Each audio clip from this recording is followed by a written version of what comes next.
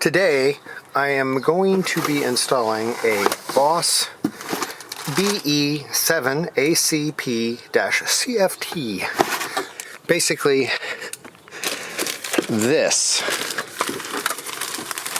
guy right here.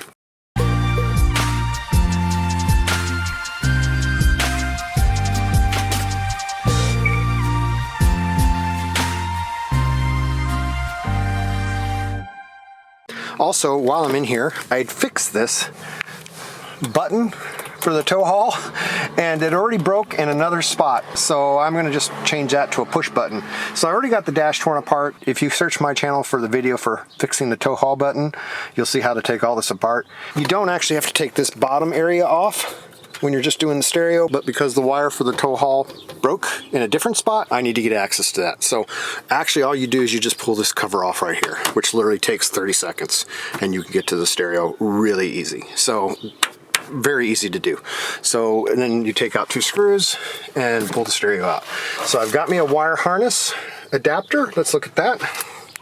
Now, I went ahead and got this at O'Reilly because I didn't know if all these parts were going to fit. I have the 2500HD 2001 GMC.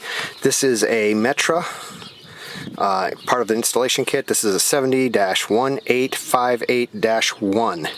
I got this at O'Reilly, but you can get them on Amazon. Check out my links at thejohnnyoshow.com/promotions, and you will find a link to this product on my Amazon affiliate account.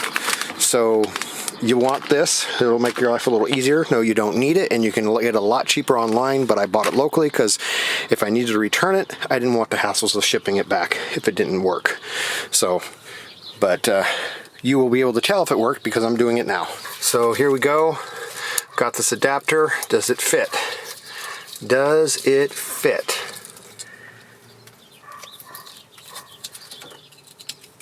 Yep, it fits. I got that. And then I got the wiring harness that came with the radio. So I can connect all these pieces together externally, and then hopefully it'll all go together. Okay, so the first thing I'm going to do is get these wires put out of the way. So there's a bunch of wires that we don't even need on this harness. I could just cut them off, and on the harness on the truck where it plugs into, they're not even anything connected to them, so I'm not worried about using electrical tape or whatever. I'm just doing this just to keep them separated. So these wires we don't need, and then I just have out here the wires that we do need, and I'll review that in a second. Let me just tape this up. Alright, so I got those wires nice and tucked out of the way. So now what we've got left is purple and green with the stripe. The black stripes is negative. Without the stripe, the solid is positive. On the other side, we got white and gray. Again, the black stripe is negative and the solid is positive, and these are for the front speakers, left and right. So that's all you need there. And then you've got 4 power wires basically. You've got your ground, you've got your constant, you've got your accessory, and you got your illumination, which is orange. So that's your 4 colors there basically: orange, red, yellow, and black. And then you got your speakers. Now if we go look at the harness that comes with the radio, it's got a lot more wires on it, but do not fear, you don't need most of them. You're going to see that 4 of them are capped, so just leave them capped. Now then you're going to see 2 wires, and they'll be labeled parking brake and reverse input. So here's what these do. The parking brake gets grounded when you put your parking brake on to allow you to play videos through the radio, through the video input.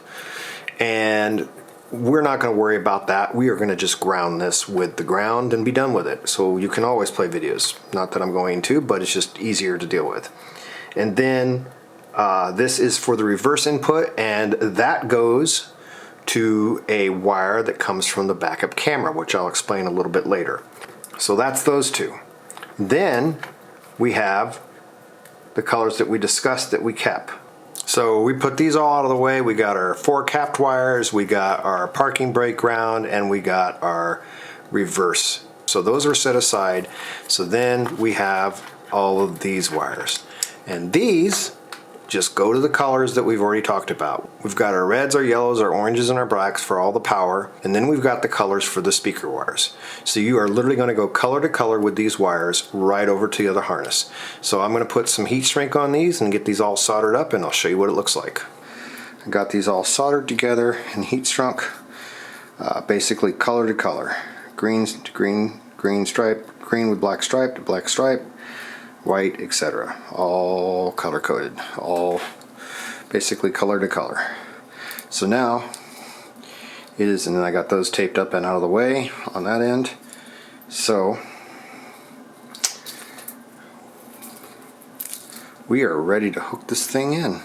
So now we've got a couple things here. We've got a kit to mount this into the vehicle, and it's got a few little parts that's universal.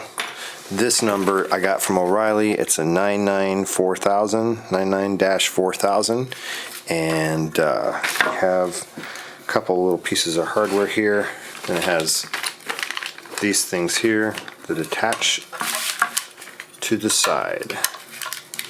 So you'll take one of these bolts and you fasten it through here and put the nut on. So I'll get that together. So this is what it looks like after it's all put together. So now we'll go ahead and get the radio installed. One other thing you'll need is an adapter. The antenna plug on the radio is different than what comes with the vehicle. You can get these at O'Reilly. They're just called an antenna adapter is what it's called. Now this part is kind of Mickey Mouse. You just bend these tabs up to hold this metal piece in place here. The issue is down at the bottom, you can't bend these down. So the bottom is not secure. So I haven't seen any way to get it secure because there's no way to bend these down on the bottom because this little pocket thing is in the way. So I'm going to just use some double-sided tape on the bottom. So I got me some 3N double-sided tape here. I'm going to just cut off a couple strips of that and stick it on the bottom.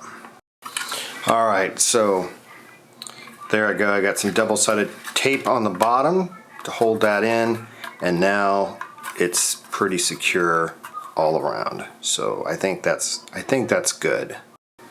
And the first thing I see is another thing that rattles to make some noise. So I am going to also put some double-sided tape on the bottom here to fasten the radio to the actual black plastic as well, to hopefully prevent that kind of noise. Alright, I got some double-sided tape there. Let's see if that works. Cramp it down and hold it for a little bit for it to get here. Alright. Still a little bit of noise, but that's a lot better. There we go. Doing some off-roading. Shouldn't hear a lot of rattles now. That's pretty good. My truck's shaking more than that. I got a problem. Yeah, so just putting the double-sided tape there and then squishing it until it sticks seemed to do the job. One other thing I need to add is these little foam padding things here. It says they go right about there, so it's just a tape. Just remove the adhesive backing and stick them right in there. And according to the instructions, it showed them about center, so that's where I've got them. So I have to order a longer wire for the backup camera because it's only 20 feet and it's too short. So I ordered 33 feet. We'll see when that gets here. Fortunately, I can put all this together and it's much easier to work on. I should be able to get the tow haul button fixed today, and then I can put the bottom part of the dash back on, which you don't need off to work on for the stereo. So hopefully I can close most of this up. Alright, so I take my wire harness and we can get it connected. Alright, and we got it all connected right here already. And then here is the antenna wire. And I have that adapter on it that I was telling you about. That's this thing right here. It just goes on to the end of the antenna, and then that'll connect to the radio, so we'll get that connected. I'm actually going to pull this out right here. It's 2 screws, and then you push and comes right off. This will give me some more room to run these wires and be able to just work with things. So that'll be nice. Then this guy, it's not bad. Just a few lights are out, which I'm sure you could just take out and fix the lights. But I guess it's going to go in the trash. I don't know. Feels like a waste. Now let's get the microphone ran. All right. So right here, I can just run these down right here. I'll show you what I'm going to do with them here in a bit. But I'm going to just run them right down here. And then I can reach back here and grab them. So I got all my wires down here. And except for the backup camera, which I'll have to deal with later. Now let's go ahead and we'll pull the rest of this microphone wire through.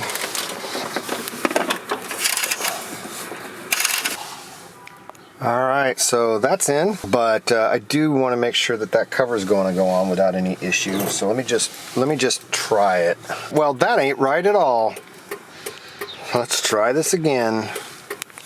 Alright, so now I have to turn my radio over because it's upside down. Alright, yeah, you have to put the mounts in on this vehicle, the opposite of every other YouTube video I saw where that was on the bottom. So you want that thing on the top. That slot needs to be on the top for it to all fit. Alright, so now that it's in with this all mounted, it sticks out a lot further, and this doesn't hit, but with the screen tilted all the way my direction, it just clears. Alright, so pros and cons. If you put the screen like this, it doesn't hit. So you're not hitting the screen, so that's okay. And when you're driving, it's out of the way. It's nice and close with my vision, seeing small details like little words on the screen like this. This is a lot easier for me. Overall, it looks hideous. You can't see your knobs down here, but that's not a big deal. You know what your knobs are, but when you're sitting here like this, they're all cut off. And even if I could put this out, I could raise this. I think I got this. I already got this up as high as I can go. So it's not changing the visibility issue regarding down there. And if I put it lower, that doesn't, I mean, now it's actually more in the way when you go to grab the shifter. So up here it works better. You can grab under here.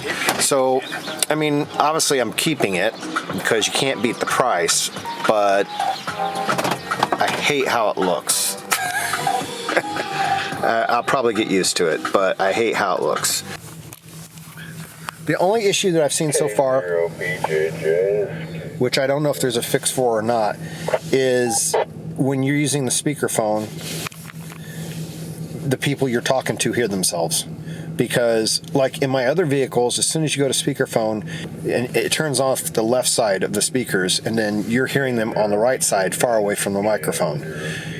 This isn't doing that. Maybe there's an option to control that. I haven't found it yet. Anyway, for now, I'm done. I will do another video when I do the backup camera because I'm not going to have time to do that right now. Overall, it's fine. It was $320 with the backup camera. You can't beat the price. And it is easy for me to see, even with my vision, because it's closer. If the screen was set back, it might be a little hard to see. So, I mean, that is a plus. It just looks hideous. That's it. That's the real issue. It just doesn't, it looks out of place. It just looks out of place. So that's my review. That's my install. That's the parts you're going to need. All in all, it wasn't too bad. For now, I just have the USB cables hanging out underneath the dash.